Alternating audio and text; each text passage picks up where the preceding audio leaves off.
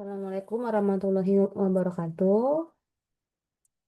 Pada kesempatan kali ini, saya akan membahas mengenai persoalan-persoalan yang berkaitan dengan pentingnya pendidikan kewarganegaraan bagi setiap warga negara di Indonesia. Pada rekan-rekan mahasiswa semua. Nah, untuk yang pertama itu adalah definisi, di mana PKN atau pendidikan kewarganegaraan sebagai upaya membekali warga negara dengan pengetahuan, sikap, dan keterampilan untuk berpartisipasi dalam kehidupan bermasyarakat, berbangsa, dan bernegara.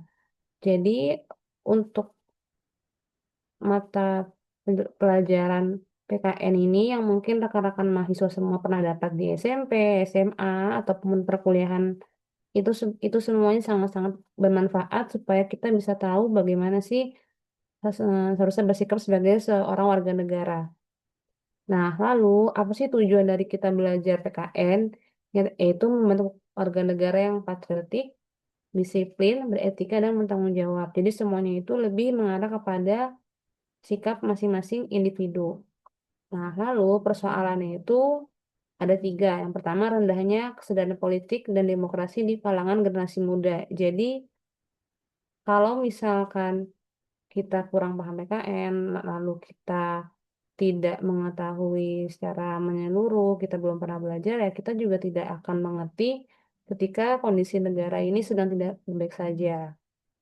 Nah, lalu yang kedua, kurangnya pemahaman tentang hak dan kewajiban sebagai warga negara. Ini juga salah satu hal yang penting dan persoalan yang bisa dibilang cukup lumayan sangat sering terjadi. Dan yang ketiga, pengaruh globalisasi dan perkembangan teknologi informasi yang dapat mengubah nilai-nilai kebangsaan.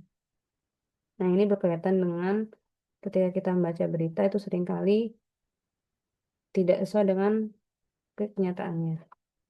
Lalu, peran pendidikan kewarganegaraan itu ada tiga. Yang pertama, mengembangkan kemampuan kritis dan partisipatif dalam masyarakat.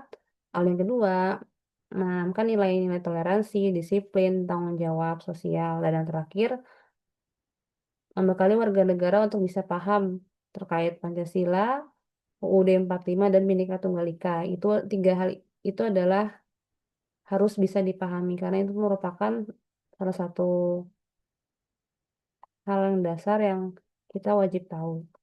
Nah, lalu ada strategi implementasinya. Yang pertama, penggunaan metode pembelajaran aktif seperti diskusi, simulasi, ataupun proyek sosial. Yang kedua, mengintegrasikan PKN ini ke dalam kegiatan ekstrakurikuler atau ekskul dan praktik nyata di masyarakat. Dan terakhir, memanfaatkan media digital dan teknologi informasi untuk meningkatkan pemahaman generasi muda. Lalu ini sumber yang saya gunakan untuk menyusun PowerPoint ini.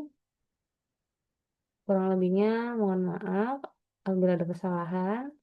Wassalamualaikum warahmatullahi wabarakatuh.